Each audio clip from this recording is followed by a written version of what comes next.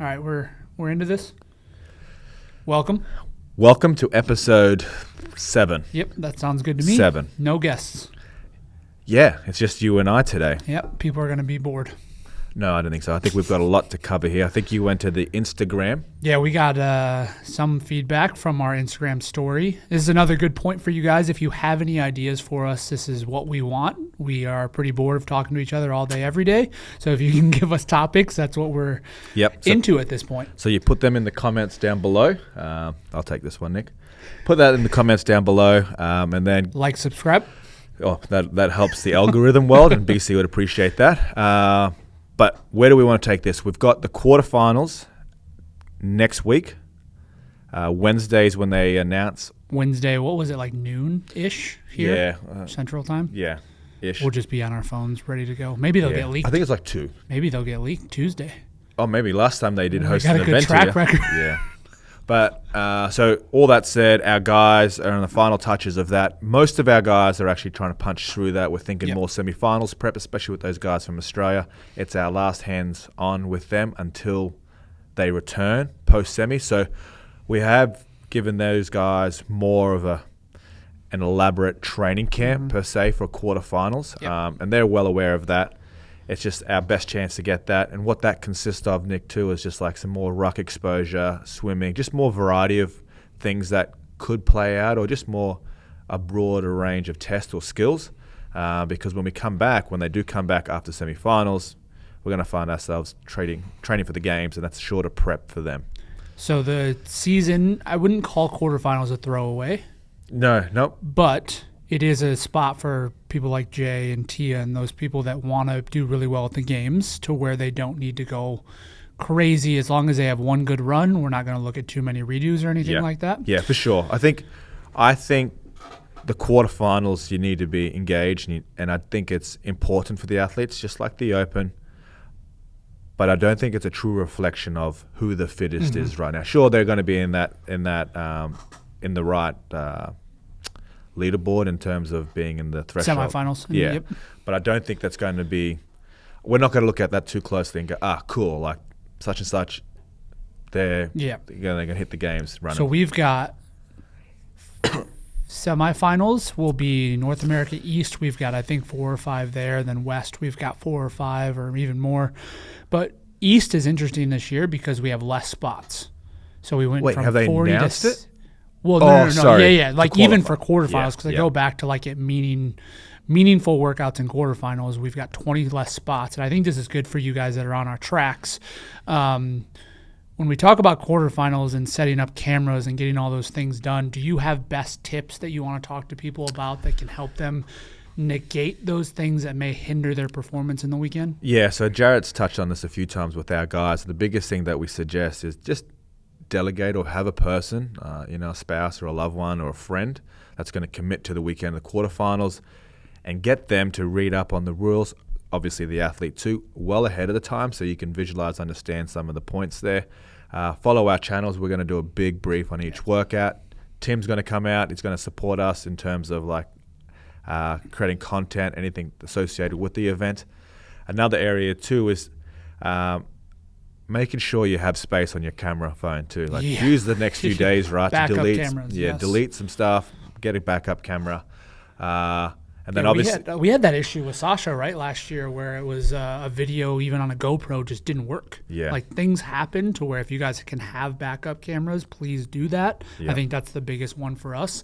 And then time submissions, right, windows. We've got to be aware of that because there's 4 technical workouts, but 6 scores. I think, they haven't said. Okay. I think they've just said, I think everyone's alluding to more 5 than 6. That was like the team, what did teams have? 4? I think they had 4 workouts, but 5 or 6 scores. Oh. Technically, because there was 2-parters. Oh, okay. But I think another thing, too, as a judge, I think we just sleep on that. I think ahead of time, go, hey, man, do you mind being my judge for the weekend? Right? Like, these are my times. This is what I'm going to do. Somebody you feel comfortable with. Yeah, for sure. That is going to call you out if you have to. Because, you don't want to look back on a video and realize that you couldn't go to semifinals because of no reps that should have been called in the time that you didn't know were happening. Yeah, that's a big one. So we're excited for that. That's next weekend. And we're going to have a big crew here. We've got, close to 20 people. Yeah. I mean, I breathe out thinking like, oh boy, yeah, it's going to be a busy weekend for us. We're a man down as well. So Jarrett just had a baby, so yes. Congratulate him on that if you guys haven't already. I don't know if that's completely out in the yes, world, but hopefully by then it will be. We're hoping by the time this comes out, yeah. So Jarrett, but everybody knows that they were having a child. Congratulations for that. Yeah, we're pumped for them. So I think we've got 20-some athletes, 4 or 5 coaches. Like you said, Paulson will be here, which will be awesome. And then our affiliate, we've got close to 20 people as well. Crazy, right? So there'll be like 40-plus people doing the workouts here over the weekend, which will be really cool. I think for us, like, do you put people in, like, we have a level program, right? So level 3, level 2, level 1. I think for us, it would be cool to go over, like, what we think when it comes to the content we put out, where that falls now. Because, right, like, our level 1 is probably not making quarterfinals. Like, where do we think you should put your importance in? Like, let's say it's a level 1 in quarterfinals. Do you think those people should like redo as much as they can? They should try to get into semis, or they just know that, hey, 25% is a lot. I may not make it this year, and I just want to have a fun time doing this with the people in my gym? Because I feel like in our affiliate side, that's where most of them are at this point. Yeah, and I think it's going to be a case-to-case basis. But I think the biggest thing is for these guys, if they want to redo them, have the liberty or feel comfortable to redo them, right? Like, I think that's what's great about this big window. It allows the flexibility of people's work schedule, allows them to come in and redo the workout. If we look at the team workouts, and I mean, I don't think it'll be the same, or in fact, it won't be the same. But what I'm saying is I think they're repeatable, so you could try them again to better your score or to learn more about yourself in that. So I'm down for them to try again, I guess. Yeah. I think it's more so where I'm like hesitant to it is that I always believe the first time you do a workout is a true representation of where you are mentally and physically. And I think that's why it's so important for them to at least approach it like, hey, I'm one and done after this. I may not get another chance, so I'm not going to waste it. So I would love for them to go in there with the instincts, this is it. Yeah. And I think it was good. The team volume wasn't much. I mean, they were good. I actually liked the workouts for the most part. What do you think about the programming? I mean, yeah, for sure. Like, I think we can always rip apart and do this and that. I think for me, our best judgment of analyzing program is postseason, so after the games is done. The full picture of it. Exactly. I just feel like if we dissect small pieces along the road, it's really hard because we don't grasp the big picture. I thought they were interesting enough. I think there was some form of separation in the leaderboard enough to showcase that. I think Tola and his team did a fantastic job of showing that, so well done to Tola and Noah and the girls. I do think that it's where the stress is for the quarterfinals is for those athletes that may have a glaring hole or an area that need to improve on. And if that is highlighted and shown and they are a strong contender at semifinals but have a hole like that, and that is exposed in an event, it could be very costly. Yeah, because they didn't have rope climbs and they didn't have handstand walks.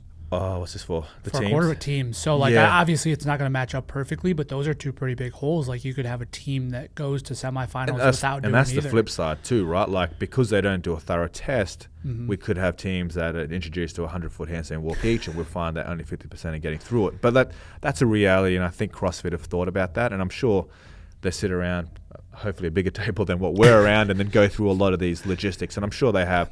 But I'm more thinking of those guys actually getting to semifinals, right? Say if it's let's just throw something out. Say it's a 1RM snatch, and snatch is like the one thing that you need to work on because the field is open to 25%, and you find yourself at the back end of that.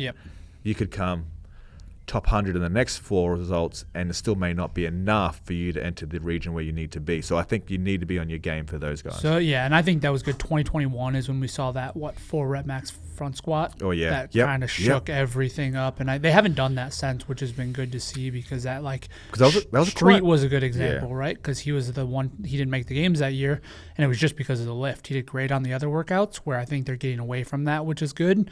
I think some people's hate on the workouts because they're too simple and they look a lot like open workouts. I think I'd almost rather have that than them to try to get too complex. And I get it's 25%. I think affiliates like it more because there's no one floor plans they have to deal with as much. They can fit a lot more people into heats. So I think they've made good changes, it seems like, and at least listen to the community feedback on a lot of that. It'll just be interesting to see what ours look like. Yeah, I think that's a great point too. I think what they've done a great job of is made it user-friendly from an affiliate standpoint. I think now Now we need to worry about that. Yeah, but now, like we're not having to like overcomplicate something. It's like it's relatively simple going for us in terms of like, hey, we can run 20 heats. Yeah. 20 per heat. Yeah, especially with those floor plans that got a little wild where you were running across the gyms and things like that. I think that does suck. But one thing I do want to highlight too, which is awesome, well, possibly, and this is where my head's probably going, is that CrossFit, in relation to 1RM strength, we are closer to that bridge or narrowing that gap than we are to the aerobic side of the sport. Like, if we look at a marathon time compared to like marathon world record time to possibly one of our marathon times at a games athlete, that's a further bridge than someone who's an Ollie lifter or like a weightlifting Olympic gold to say Tia. Yeah, well, that's an easy one, right? Because we've seen her at the Olympics. We've seen other athletes that do nationals. Laura just did well at, I think that was nationals as well for weightlifting. We've never seen a games athlete go do well at a marathon or go do well at an Ironman. They do, like, obviously they do well in this perspective of what for we a CrossFitter. So there's just that toy in that idea in my head is maybe they're going more that route to expand the horizon of what a CrossFit Games athlete should be. So that's intriguing, because when we look at their team workouts, nothing was deeply associated to a 1RM max lift, right? No, it was under capacity, a lot of and barbell cycling. And not the aerobic side, and we never saw that come out. But what I mean is maybe they're exploring a different venture of like, hey, this is where we're going to take the athlete. I think that helps more. And I mean, these are competitive athletes, obviously, but when we're looking at health and fitness, we'd rather see that than 1-rep maxes at the end of the day anyways. Yeah. I mean, for sure, right? But I understand it too from a complex point of view. It's like, hey, like these are areas that you can't neglect because you need a sustained strength, because it's more common, it's more beneficial to have a strength background or training plan in place than it is to have an aerobic, because you won't see those tests until really after semifinals. So if you were going to program a competition, doesn't have to be online or anything like that, because you hear Rich talk about it, right? And Rich is of the context of he'd rather see you do Grace, go run a mile, do Isabel, whatever it may be under fatigue, than a 1-rep max. Where would you be if you had to do a strength portion of a competition? You have 5 events. This is one of them. Yeah. What would you do? Okay. Oh, geez, man, that's hard. I think that's It's a very loaded question. But see, I think I'd like to at least sit down with our team and go, okay, like, what are we testing for and what we're trying to achieve out of this? If we're going for the CrossFit standard of like, trying to find the fittest, then I think we do need to encompass and think about all the time domains and think like logically and like walk us through each workout and movement to make sure that we're finding that. And there's got to be that balance that we're finding. I do agree with Rich on a lot of that. Strength is an important element in CrossFit because we put so much emphasis on it through CrossFit. Like CrossFit, as who molds us. There is a lot of emphasis on strength. So I feel like that's why I'm like, we might have to do that, because they're telling us that they're posting a lot of strength oriented stuff. So that's where the sport is right now. So it's almost like, we've just thrown curveballs out, and the people haven't been training precisely for those skills. We're just sort of, I would rather highlight the athlete is probably what I want to add to, like rather highlight their fitness and then put them through challenging fitness tests, but highlight that rather than trying to go, who never did this? Let's find out, Okay. So on the other... Sure, there should be an element of that, but not every workout should be absolutely. that. I don't know. I'm trying to... So on the other end of that, high rocks. Oh, yeah. That's coming on huge. Everyone we talk to seems like they're doing it now. That's the complete opposite.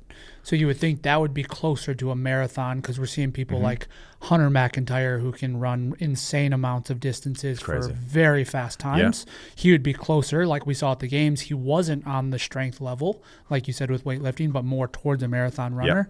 Do you like that style of training? Do you think it has benefit for CrossFitters? I think for general fitness, I think there's a lot of benefit in that. I'm just trying to work out. I don't know high rocks too well. I wouldn't say that either of us know much about it, but it's obviously running based. Lots of running, lighter weights. Like I know the wall ball is it's all light. So when you're talking about the aerobic side, it seems like something. I mean, we've seen Mal do it. We've seen Christy do really well at it. James Newberry's done it. I think Ricky Down Under done it as well. So there's clearly a lot of overlap. And I think it could be something like, hey, you want to get away from the gym for training CrossFit for a while in the off season. It may be something cool that we start seeing athletes do. Yeah, and I think you and I understand this too. Like we want to make sure that for Prvn particularly that we know what we're servicing, we know what we're providing for our community and what we're trying to achieve there. The last thing we want to do is expand our range of tools or range of things that we do that we're not efficient or the best at one thing. Yes. So I think we want to make sure that we have we don't lose sight of what we are. And right now we're very heavily associated with CrossFit and functional fitness and making sure that we enhance athletes' performance and that we obviously in the general population we want to make sure that we service them and provide them a great service there. All that said, High Rocks is intriguing. Yeah. Yeah, and I think it keeps people refreshed, right? Because I don't think it needs to be one or the other. Yeah. Clearly it doesn't because we have an affiliate, Three Kings. Oh, no, I'm probably Three Bridges. You remember those guys? Yes.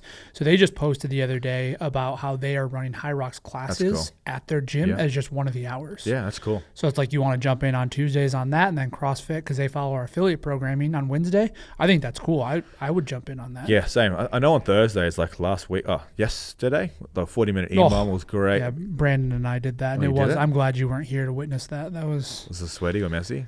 Oh, everything poor. Yeah, well, there wasn't a rest minute built in, but it quickly became a rest minute built in. The shuttle run started to be like a little jog, a little waddle. Yeah.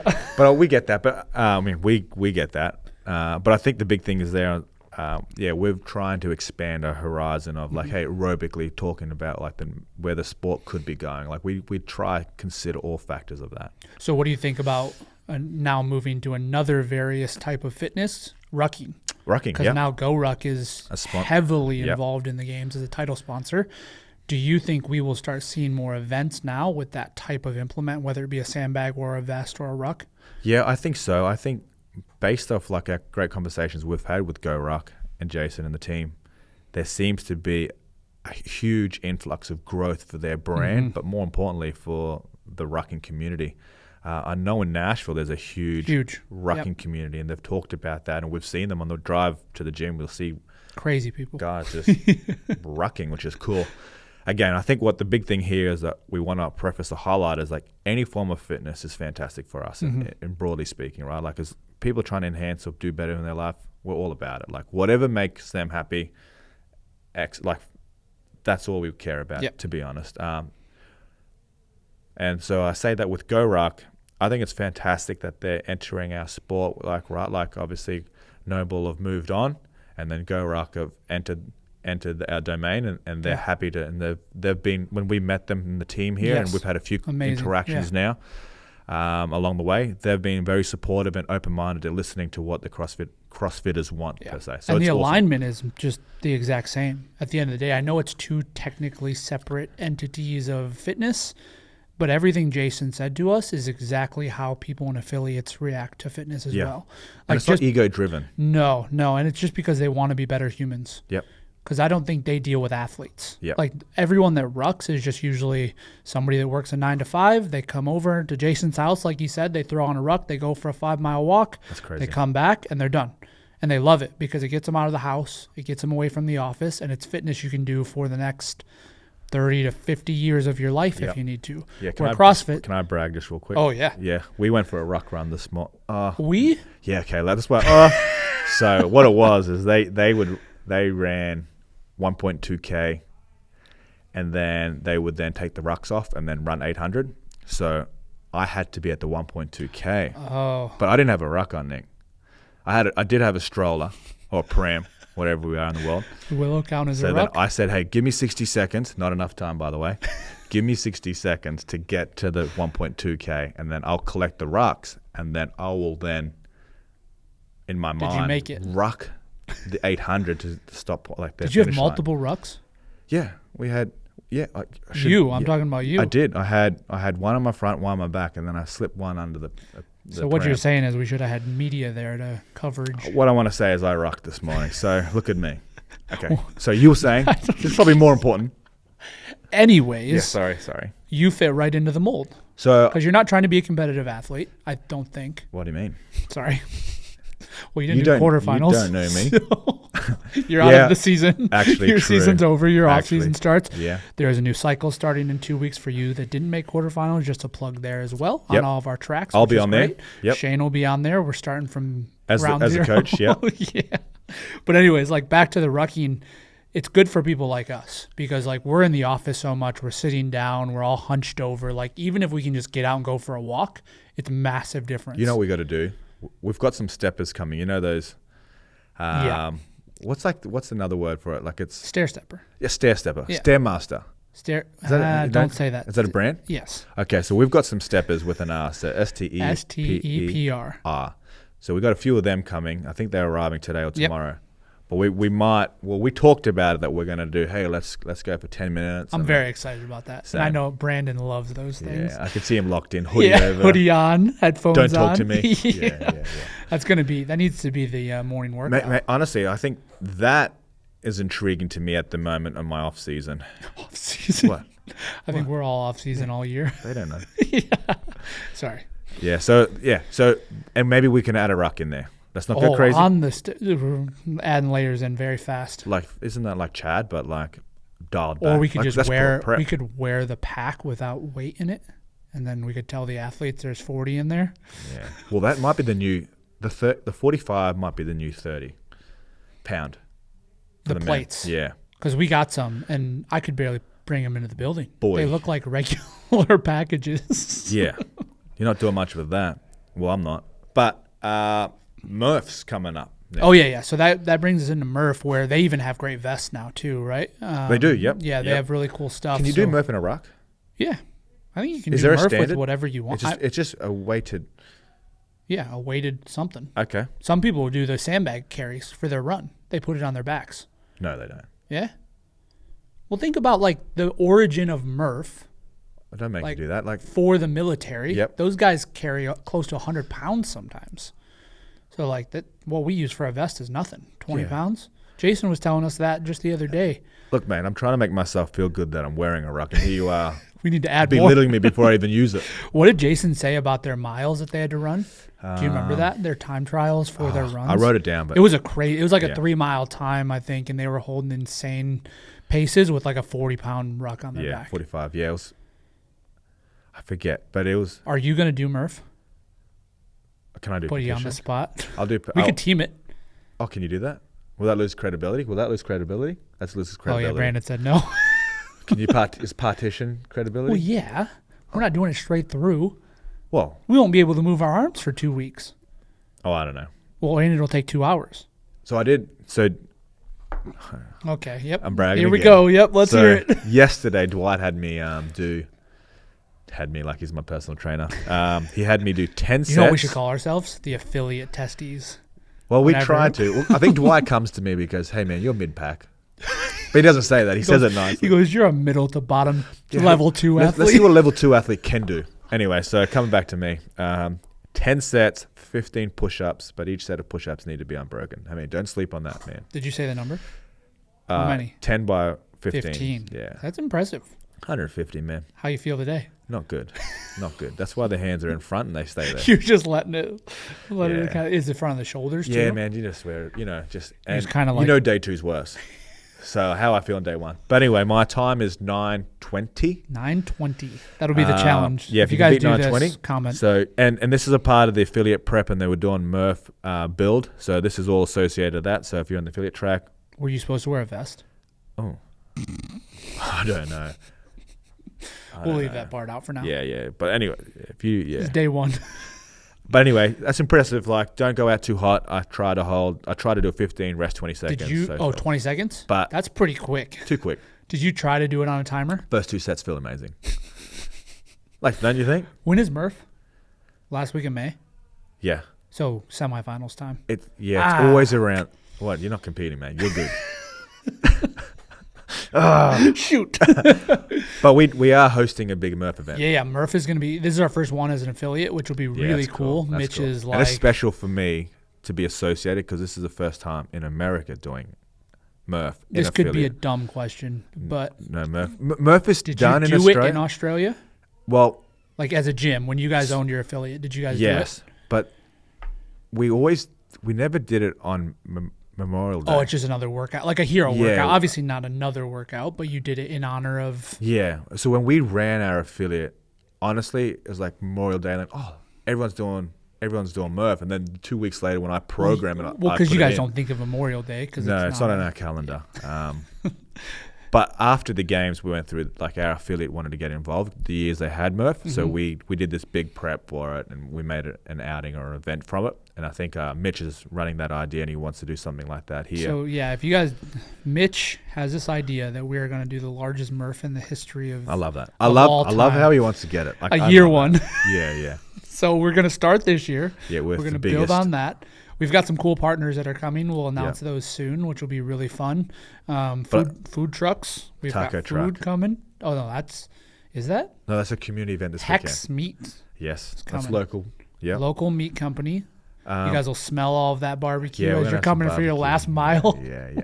It's only for people that participate. Oh, so we have to do it. No, I just made that up. That's new. You just made it harder for us. Well, that means we have to do it.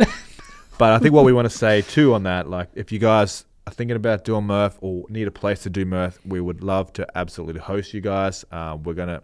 Good plug here too for ValorFit. So everything that we sell this month, we're giving proceeds to them for our Murph ebook. Oh, that's cool. So when did you write that one? Was that that's 2 or 3 years old? Yeah.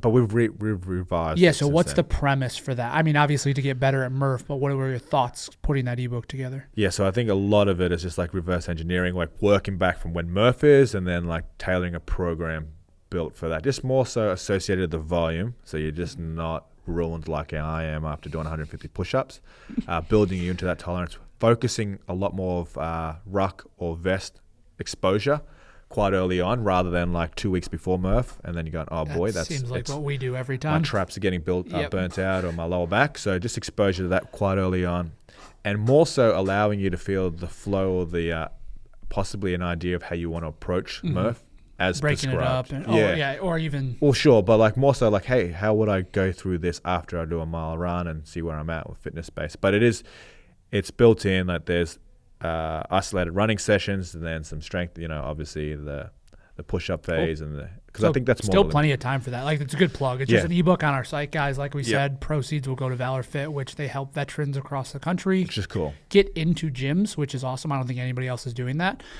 So they're great. We work with them. We've got some members coming in Nashville now that we're going to get involved in person, which will be cool. So Murph, that's happening, and then we've got semifinals after that. This is the first year. Well, no, you guys went back last year. But is it going to be weird for you? Because it was weird. Last year we weren't here. You didn't go to any of them last year. Because Willow which had to be weird. The week before, right? Yeah. The week before Northeast. Because I went to East alone. I think honestly might have been like 10 days or something. Oh, yeah, when you showed up in your dad outfit? Yeah. Because I came back.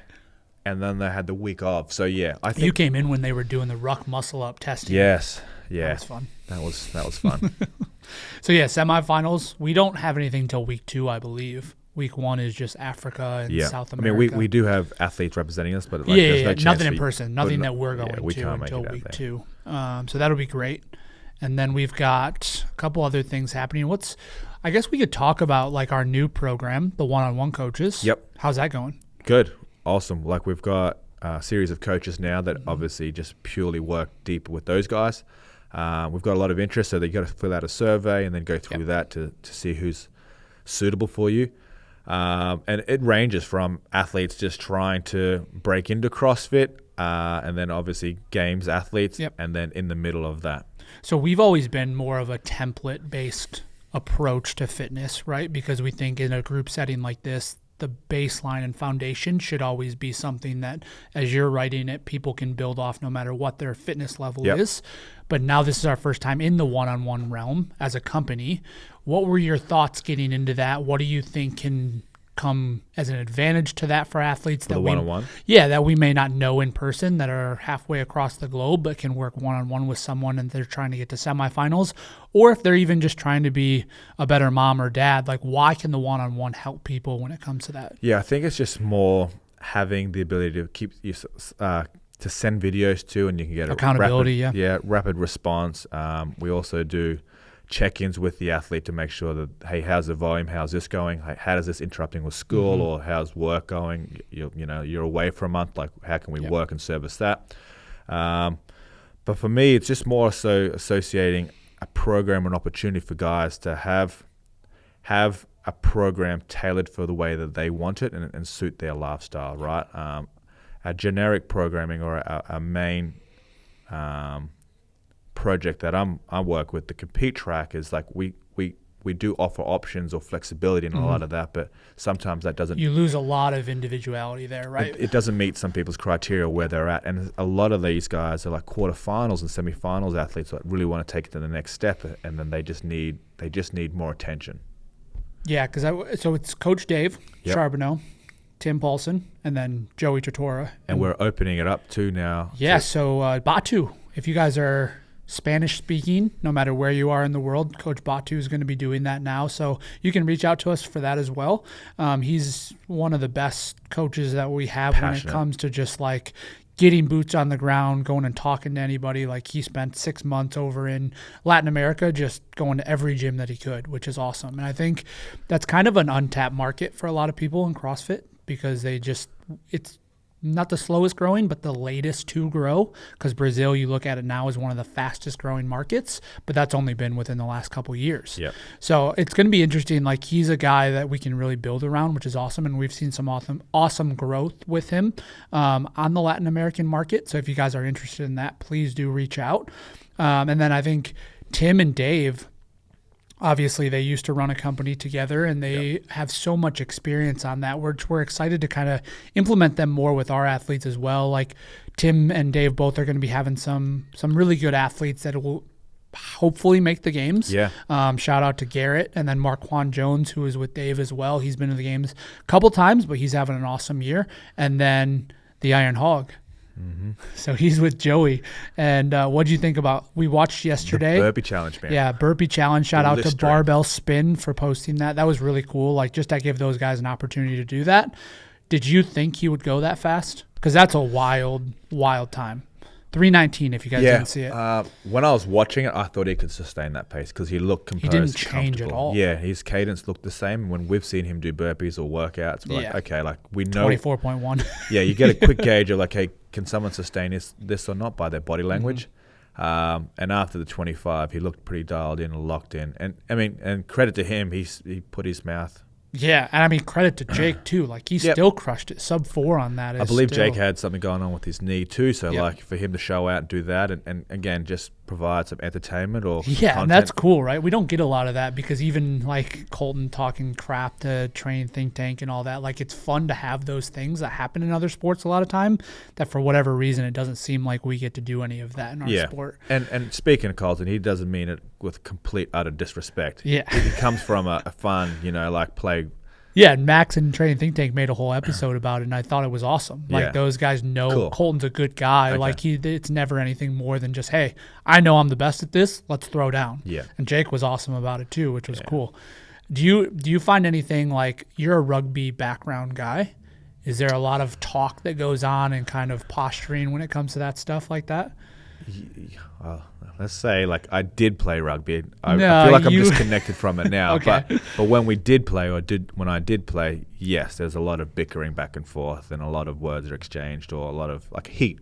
Yeah. But I wouldn't say like we'd call shots, because social media wasn't. Yeah, of course. So like we wouldn't call shots before the game and like throw it out on it. You see, like, where you'd put on the. But it's a team sport too, so it's a lot harder. Yeah, you wouldn't put on the interweb and let them see it. And go, like, let's get them. But that's cool. Like, I think it's giving more opportunity for these kind of athletes to get exposure. Like, Colton over the last probably 3 to 4 months has got more exposure than he had in the last 5 to 6 years, which it's all credit to him. Like, he's the one that's built his career. He's coming out of his shell a little bit, which is awesome. I think these podcasts and these platforms, like, they're giving these guys awesome opportunities. And that's hence why what we're trying to do. Exactly. And I think even with Savon's thing, it's really cool what they're doing with the quarterfinals. So it's Dallin, Jason Hopper and Colton are throwing down live for the whole quarterfinals. So Colton's going out there next week for that. When are they doing it when they announce them? I don't know all the specifics, but they're like, I think they're getting. Colton's doing it, of course. Yeah, they're getting paid to go out there, which is like, it's just cool things that we've never seen before in the space. So shout out to those guys for doing that. And I think it'll be cool. It makes sense. Yeah. Like if we do it for the Open. Anyway, go on. Sorry. Yeah, because like it doesn't have to be through CrossFit every time, right? And it gets people more interested in these things, which is really cool. And like the metrics on the views that they had for even for the Open one was awesome. So it's cool to see that. I don't even know, like I'm not going anywhere with this. I just think it's awesome that we get to see these things kind of evolve. And what do you think about? I think it's great too because it's content that it's like highlighting and telling like positive stuff, stories. Right? Yeah, like it's like we want to get around it to see the outcome, or we're intrigued about like, cool, this is awesome. Let's watch this rather than like we're ripping apart things. Yeah, because I think it's at this point people like to nitpick every little thing because you said social media is back and all of that, but it's good to see people taking initiative on just getting it done. Like if you don't like something, let's just get it done. Yeah. Just like we've tried to do here with a lot of things, like with the gym.